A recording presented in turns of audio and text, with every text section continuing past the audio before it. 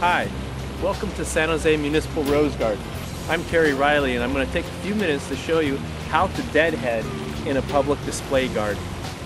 As you might know, a public display garden is a little bit different than the garden you may have in your backyard. Many people come to this garden to look at the wide array of roses. We like to have a lot of color in this garden, and that's why if you came out in the pruning in January, we wanted to prune a little bit higher than what you normally might have done so that we'd have a lot of blooms.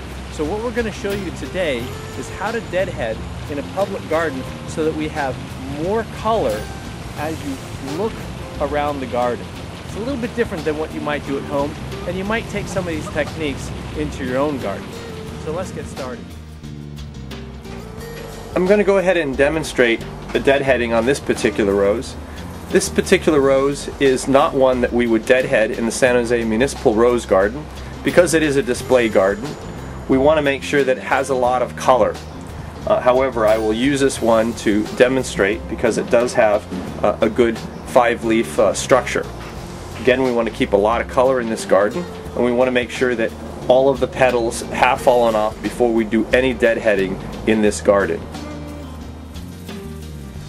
Classically, particularly with hybrid teas, you have the bloom, and below that you have 3 petals, and then you have some with 5 petals below it.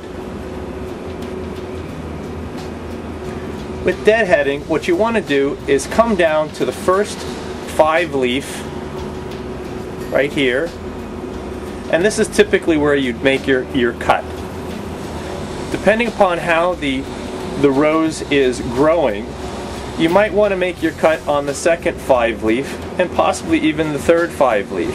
You'd only do that if the first 5-leaf and the second 5-leaf was growing inward into the bush. This is an opportunity for you to shape the bush.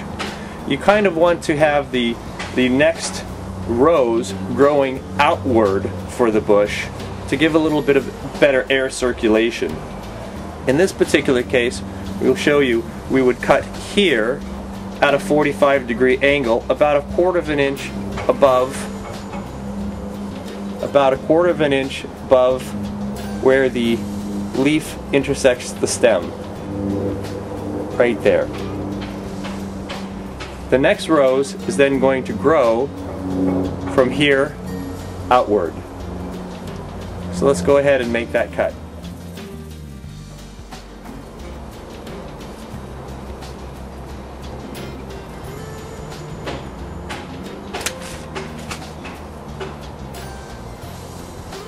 You can see it's a nice 45-degree angle, about a quarter of an inch above where the leaf meets the stem.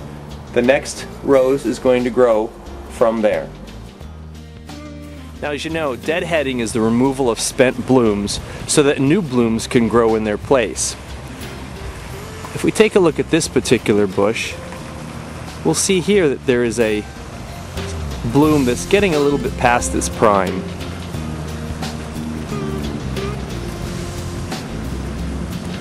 For deadheading, what you typically want to do is go and find the first 5-leaf bract below the bloom. We look, here's the 3, there's the single, there's a 3, here's a 5-leaf right here, and there's a second 5-leaf there.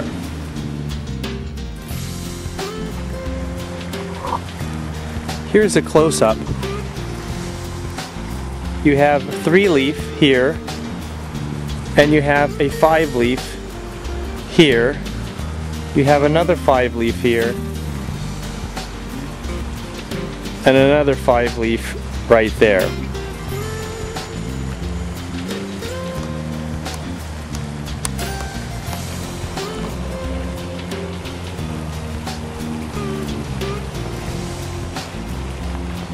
When you make the cut, you are going to determine where the next bloom is going to grow.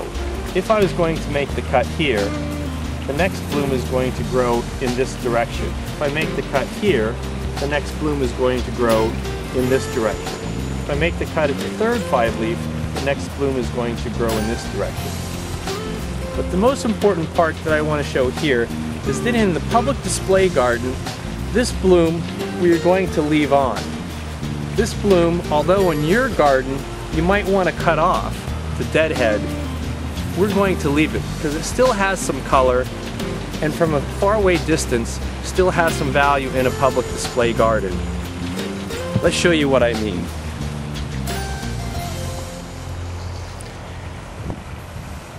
If we were to cut off every bloom that just was fully open and had a little bit of sun damage, then we'd lose a lot of color in this garden. So what we really want to do is get the blooms that are really past their prime. Either their petals are falling off or they're completely gone. I'll show you an example of that now. So here is an example of a bloom past its prime, ready to be deadheaded. You can see that it really only has one petal left. If we take a look, we'll see a 3-leaf, and then there's the 5-leaf. In fact, it already has some growth coming out of it. That's where we're going to make our cut.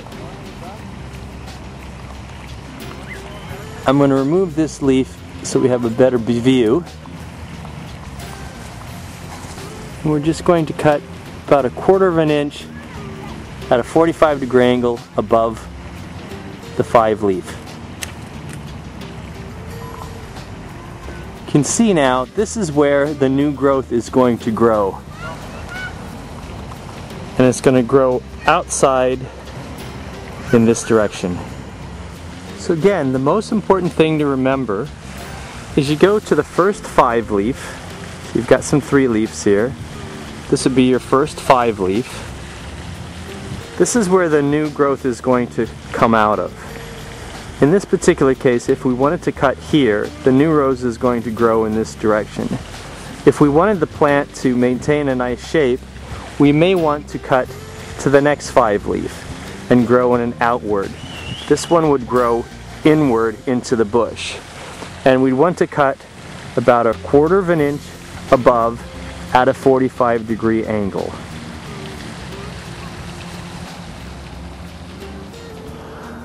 Okay, here's another one. Doesn't seem to be totally past its prime for a display garden. We wouldn't cut this quite yet, but again, we're going to take a look and see where we would cut it if it was past its prime. As I lift up here, I can see that we have 2 3-leaf ones underneath, directly underneath. This is my first 5-leaf. But if you notice on this plant, the first 5-leaf is pointing inward, and you typically want to have the next bloom pointing and growing outward from the bush. So in this particular case, I would choose the second 5-leaf right here and cut about 1/4 inch at a 45-degree angle right there. That way the next bloom would be coming out in this direction.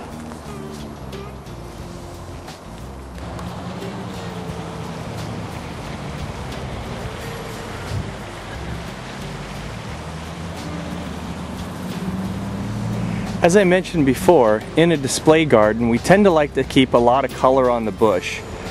So roses that may seem a little bit past their prime, we don't like to deadhead them in a public garden like this. Even though some may have sunburn or kind of a little bit dry, we want to look for those that are completely gone or about ready to drop their petals.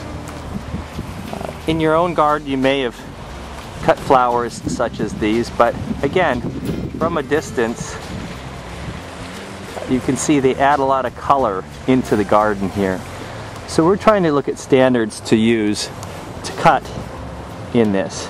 And I'm seeing a particular one here that's about ready to go. It actually just has one left.